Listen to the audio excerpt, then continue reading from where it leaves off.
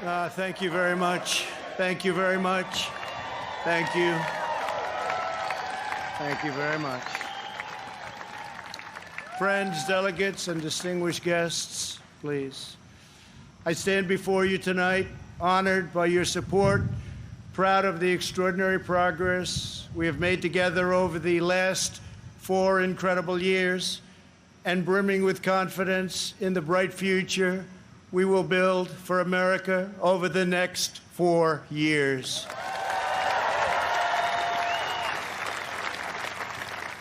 We begin this evening.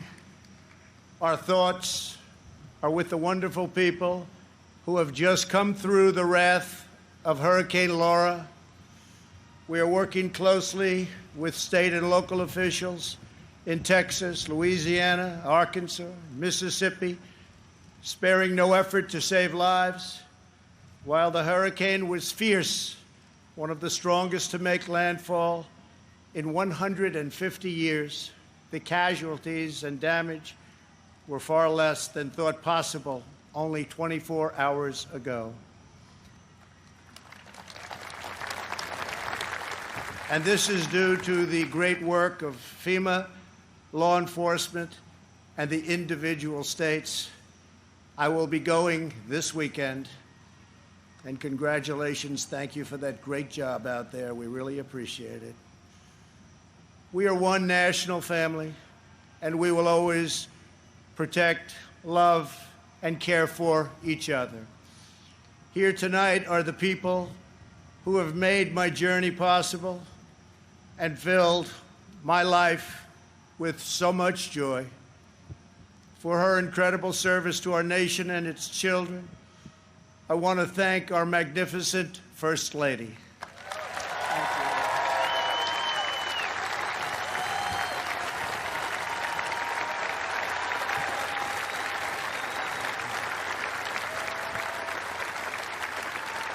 Thank you, sweetheart.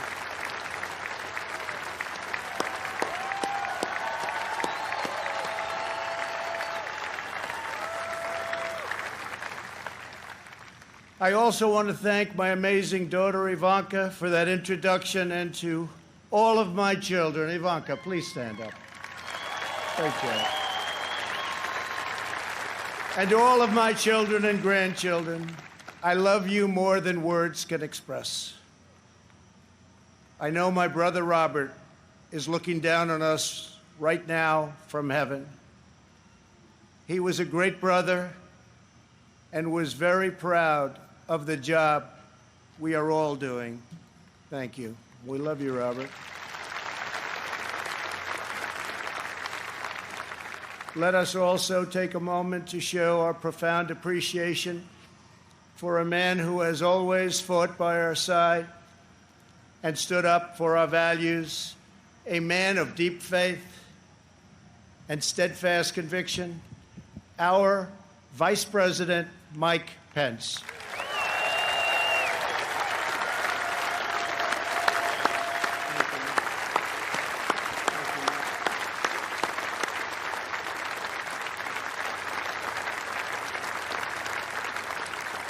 And Mike is joined by his beloved wife, a teacher, and military mom, Karen Pence. Thank you, Karen.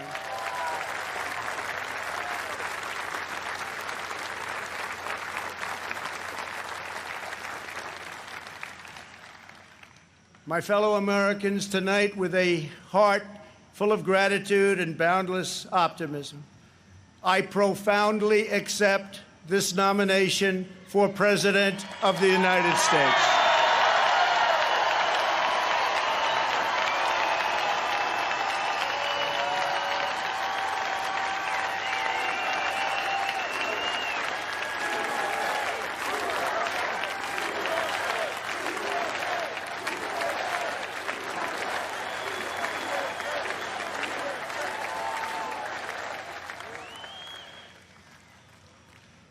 The Republican Party, the party of Abraham Lincoln, goes forward united, determined, and ready to welcome millions of Democrats, independents, and anyone who believes in the greatness of America and the righteous heart of the American people.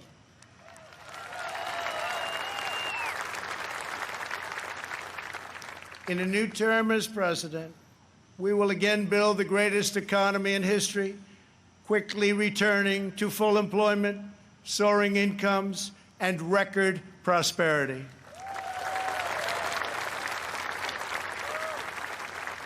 We will defend America against all threats and protect America against all dangers. We will lead America into new frontiers of ambition and discovery, and we will reach for new heights of national achievement. We will rekindle new faith in our values, new pride in our history, and a new spirit of unity that can only be realized through love for our great country.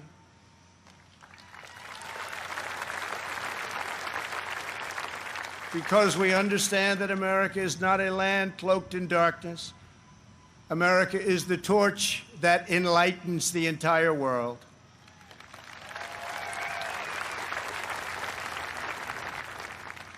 Gathered here at our beautiful and majestic White House, known all over the world as the People's House, we cannot help but marvel at the miracle that is our great American story. This has been the home of larger-than-life figures like Teddy Roosevelt and Andrew Jackson, who rallied Americans to bold visions of a bigger and brighter future. Within these walls lived tenacious generals like President Grant and Eisenhower, who led our soldiers in the cause of freedom.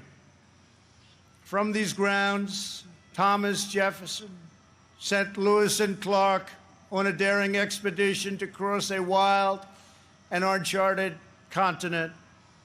In the depths of a bloody civil war, President Abraham Lincoln looked out these very windows upon a half-completed Washington Monument and asked God, in his providence, to save our nation.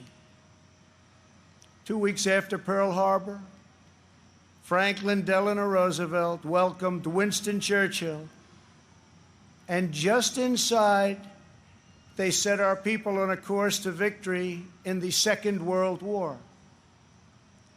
In recent months, our nation and the entire planet has been struck by a new and powerful, invisible enemy.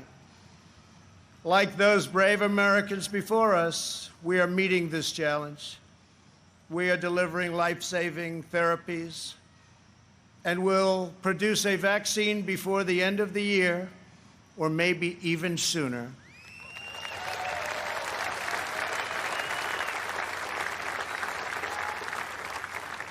We will defeat the virus, end the pandemic, and emerge stronger than ever before.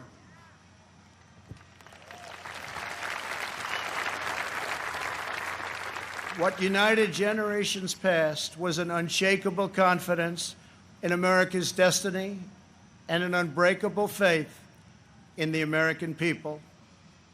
They knew that our country is blessed by God and has a special purpose in this world. It is that conviction that inspired the formation of our union, our westward expansion, the abolition of slavery, the passage of civil rights, the space program, and the overthrow of fascism, tyranny, and communism. This towering American spirit has prevailed over every challenge and lifted us to the summit of human endeavor. And yet, despite all of our greatness as a nation, everything we have achieved is now in danger. This is the most important election in the history of our country.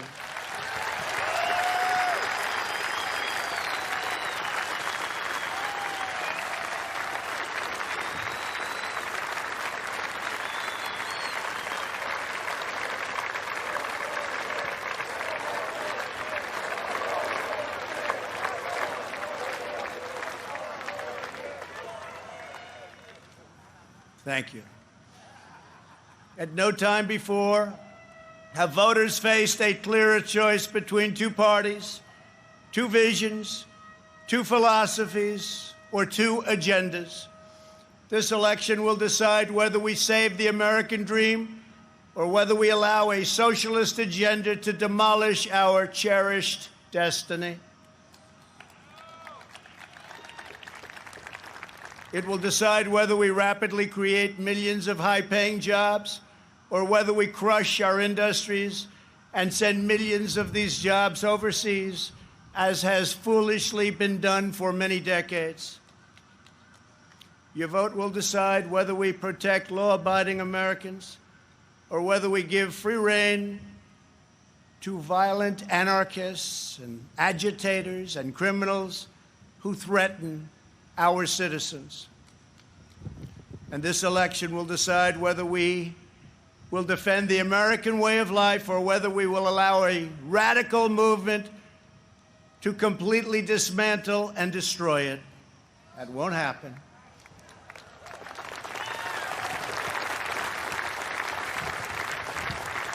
At the Democrat National Convention, Joe Biden and his party repeatedly assailed America as a land of racial, economic, and social injustice. So tonight I ask you a simple question. How can the Democrat Party ask to lead our country when it spends so much time tearing down our country?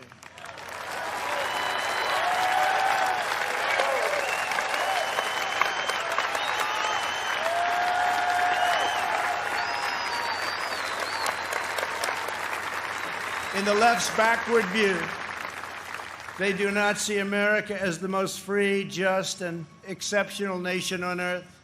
Instead, they see a wicked nation that must be punished for its sins. Our opponents say that redemption for you can only come from giving power to them.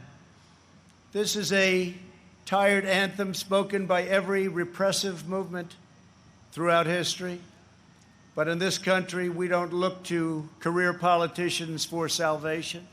In America, we don't turn to government to restore our souls. We put our faith in Almighty God.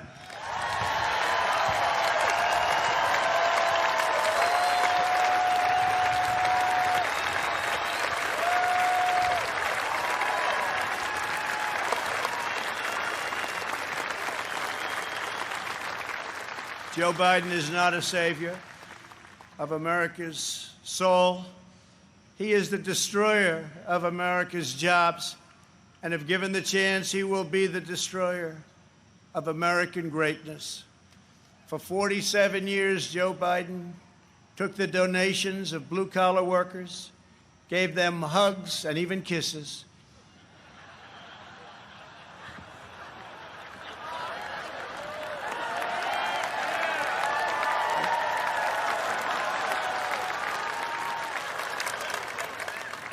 and told them he felt their pain.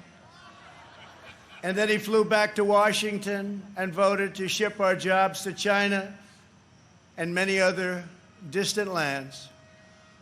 Joe Biden spent his entire career outsourcing their dreams and the dreams of American workers, offshoring their jobs, opening their borders, and sending their sons and daughters to fight in endless foreign wars, wars that never ended. 4 years ago, I ran for president because I could not watch this betrayal of our country any longer. I could not sit by as career politicians let other countries take advantage of us on trade, borders, foreign policy, and national defense. Our NATO partners, as an example, were very far behind in their defense payments. But at my strong urging, they agreed to pay $130 billion more a year, the first time in over 20 years that they upped their payments.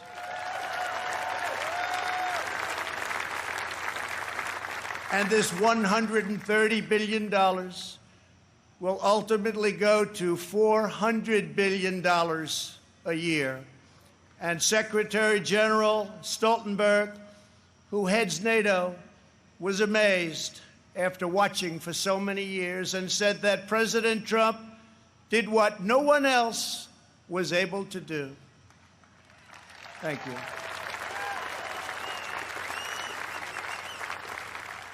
From the moment I left my former life behind, and it was a good life, I have done nothing but fight for you.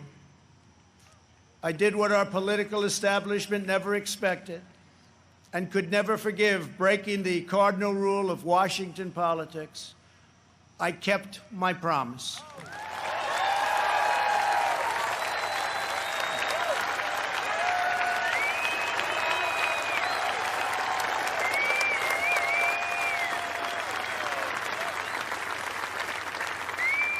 Together, we have ended the rule of the failed political class, and they are desperate to get their power back by any means necessary. You've seen that.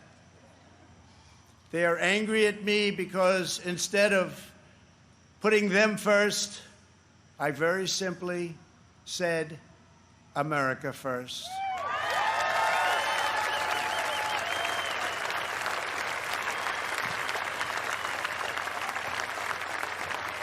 Thank you.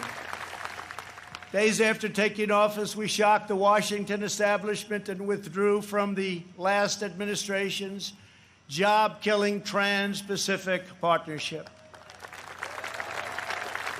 I then immediately approved the Keystone XL and Dakota Access pipelines,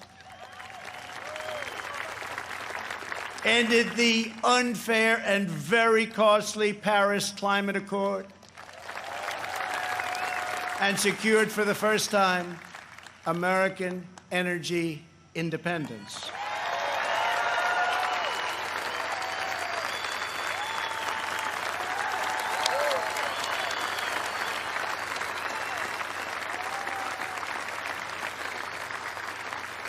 We passed record-setting tax and regulation cuts at a rate nobody had ever seen before. Within 3 short years, we built the strongest economy in the history of the world. Washington insiders asked me not to stand up to China. They pleaded with me to let China continue stealing our jobs, ripping us off, and robbing our country blind. But I kept my word to the American people. We took the toughest, boldest, strongest, and hardest-hitting action against China in American history by far.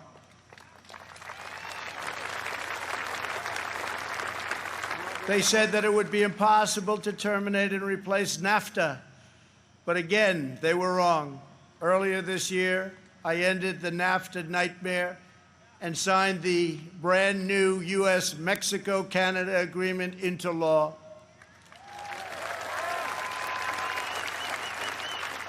And right now, auto companies and others are building their plants and factories in America, not firing their employees, and not deserting us for other countries. In perhaps no area did the Washington special interests try harder to stop us than on my policy of pro-American immigration. But I refuse to back down, and today America's borders are more secure than ever before.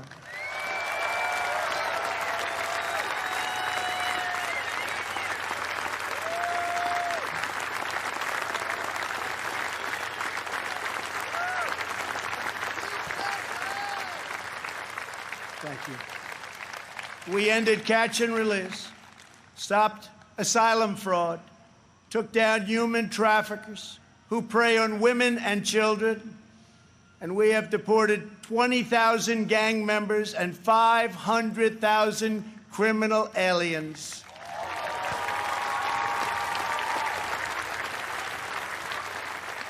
We have already built 300 miles of border wall, and we are adding 10 new miles every single week.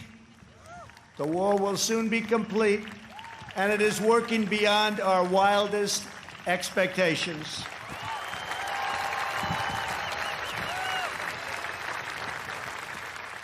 We are joined this evening by members of the Border Patrol Union, representing our country's courageous border agents. Thank you very much for being here. Thank you. Brave, brave people.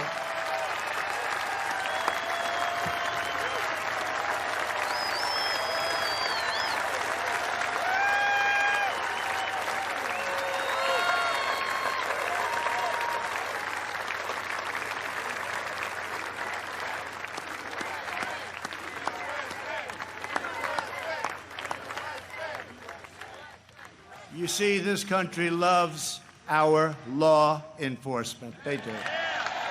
They do. They really do. Love and respect. When I learned that the Tennessee Valley Authority laid off hundreds of American workers and forced them to train their lower-paid foreign replacement, I promptly removed the chairman of the board.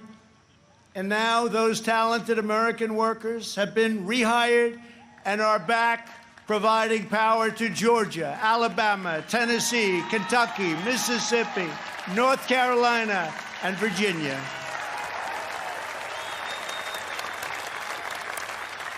They have their old jobs back, and some are here with us this evening. Please stand. You went through a lot. Please stand. Thank you.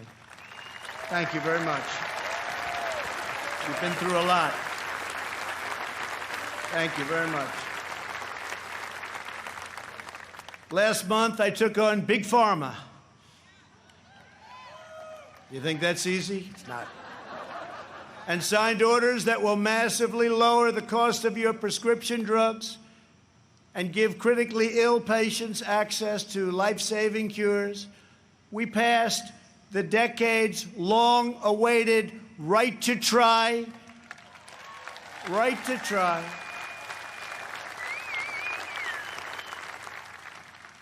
We also passed VA accountability and VA choice. Our great veterans, we're taking care of our veterans. 91% approval rating this month, the VA, given by our veterans. First time anything like that's ever happened. By the end of my first term, we will have approved more than 300 federal judges, including 2 great new Supreme Court justices.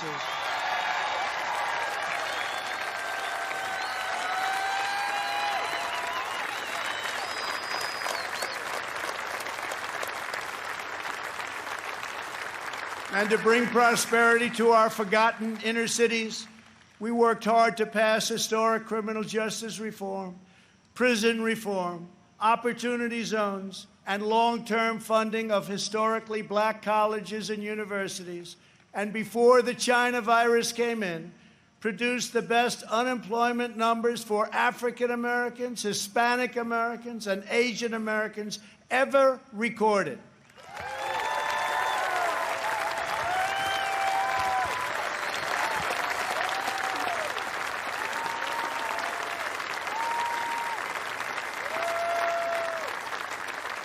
And I say very modestly that I have done more for the African-American community than any president since Abraham Lincoln, our first Republican president.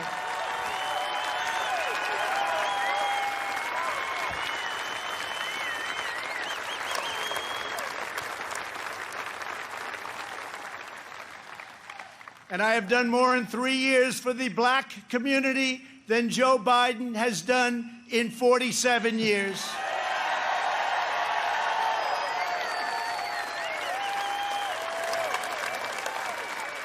And when I'm reelected, the best is yet to come.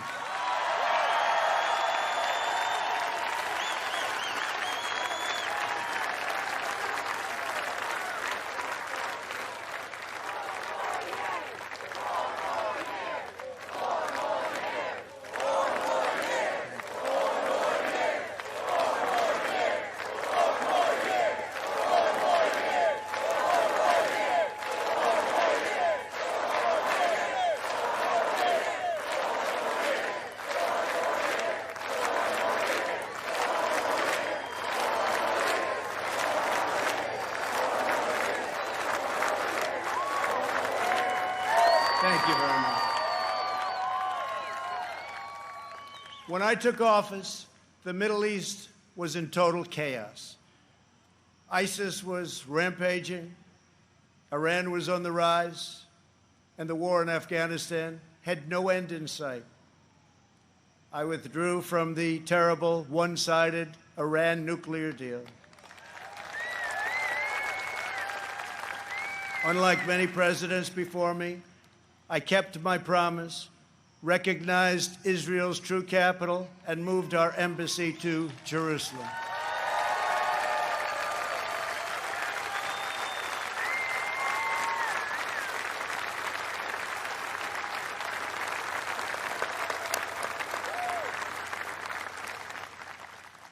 But not only did we talk about it as a future site, we got it built.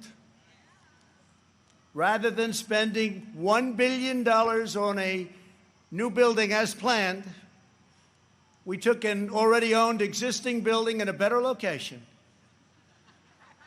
Real estate deal, right? And opened it at a cost of less than $500,000.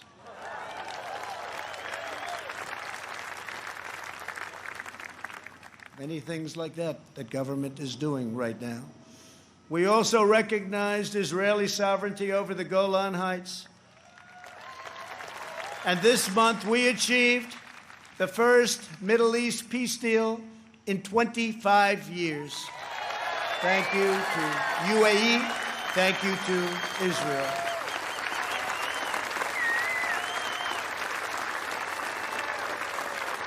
In addition, we obliterated 100% of the ISIS caliphate and killed its founder and leader, Abu Bakr al-Baghdadi.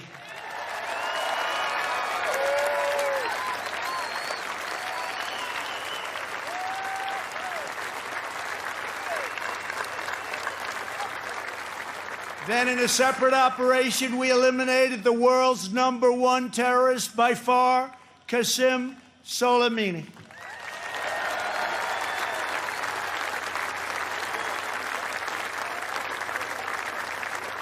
Unlike previous administrations, I have kept America out of new wars, and our troops are coming home.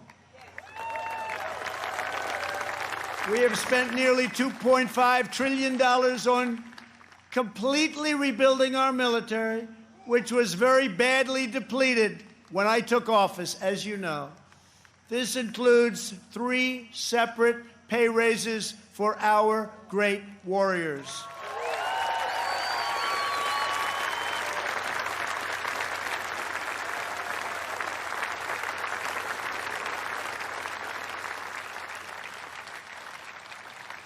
We also launched the Space Force, the first new branch of the United States military since the Air Force was created almost 75 years ago.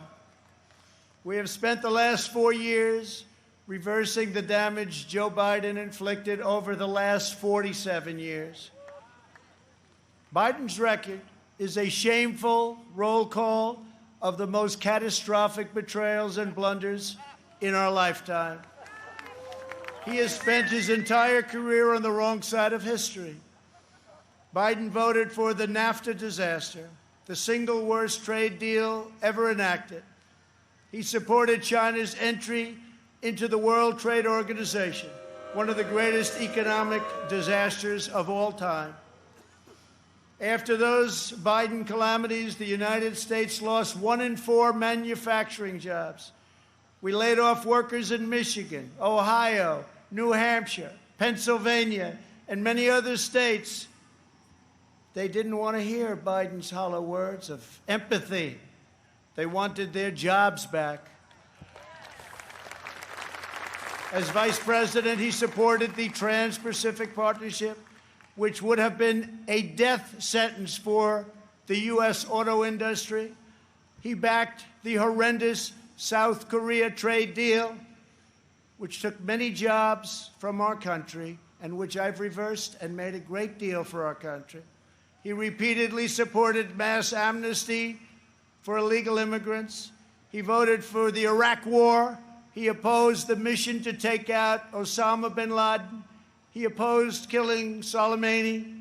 He oversaw the rise of ISIS and cheered the rise of China as a positive development for America and the world, some positive development. That's why China supports Joe Biden and desperately wants him to win. I can tell you that upon very good information. China would own our country if Joe Biden got elected. Unlike Biden, I will hold them fully accountable for the tragedy that they caused all over the world. In recent months, our nation and the world has been hit by the once-in-a-century pandemic that China allowed to spread around the globe. They could have stopped it, but they allowed it to come out. We are grateful to be joined tonight by several of our incredible nurses and first responders. Please stand and accept our profound thanks and gratitude.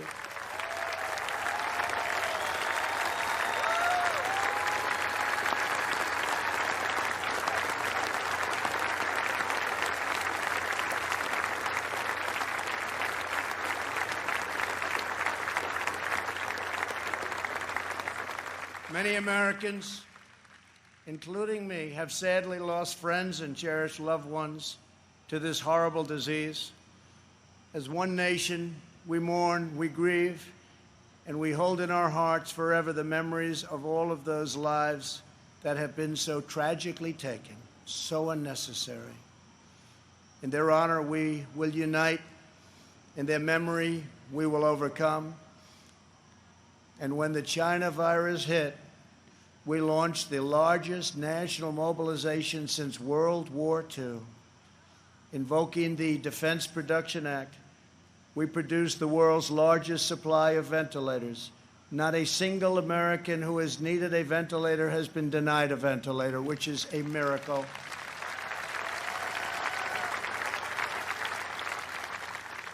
Good job heading the task force by our great Vice President. Thank you very much, Mike. Please stand up.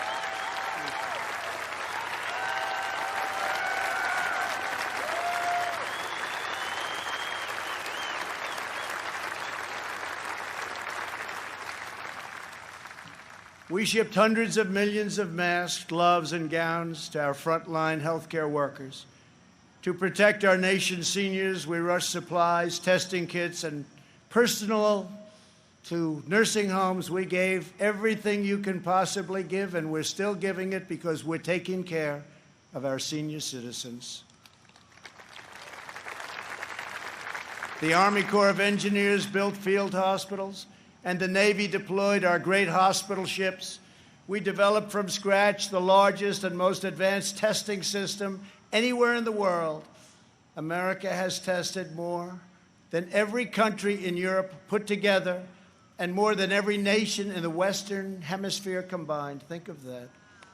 We have conducted 40 million more tests than the next closest nation, which is India. We developed a wide array of effective treatments, including a powerful antibody treatment known as convalescent plasma. You saw that on Sunday night when we announced it, that will save thousands and thousands of lives. Thanks to advances, we have pioneered the fatality rate, and you look at it and you look at the numbers, it has been reduced by 80% since April, 80%.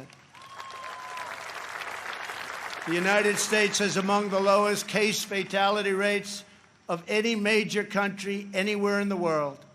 The European Union's case fatality rate is nearly 3 times higher than ours, but you don't hear that. They don't write about that. They don't want to write about that. They don't want you to know those things. Altogether, the nations of Europe have experienced a 30% greater increase in excess mortality than the United States. Think of that. We enacted the largest package of financial relief in American history. Thanks to our Paycheck Protection Program, we have saved or supported more than 50 million American jobs. That's one of the reasons that we're advancing so rapidly with our economy. Great job. As a result, we have seen the smallest economic contraction of any major Western nation, and we are recovering at a much faster rate than anybody. Over the past 3 months, we have gained over 9 million jobs, and that's a record in the history of our country. Unfortunately, from the beginning, our opponents have shown themselves capable of nothing but a partisan ability to criticize. When I took bold action to issue a travel ban on China very early indeed, Joe Biden called it hysterical and xenophobic. And then I introduced a ban on Europe very early again. If we had listened to Joe, hundreds of thousands more Americans would have died. Instead of following the science, Joe Biden wants to inflict a painful shutdown on the entire country. His shutdown would inflict unthinkable and lasting harm on our nation's children, families, and citizens of all backgrounds. The cost of the Biden shutdown would be measured in increased drug overdoses, depression, alcohol addiction, suicides, heart attacks, economic devastation, job loss, and much more. Joe Biden's plan is not a solution to the virus, but rather it's a surrender to the virus.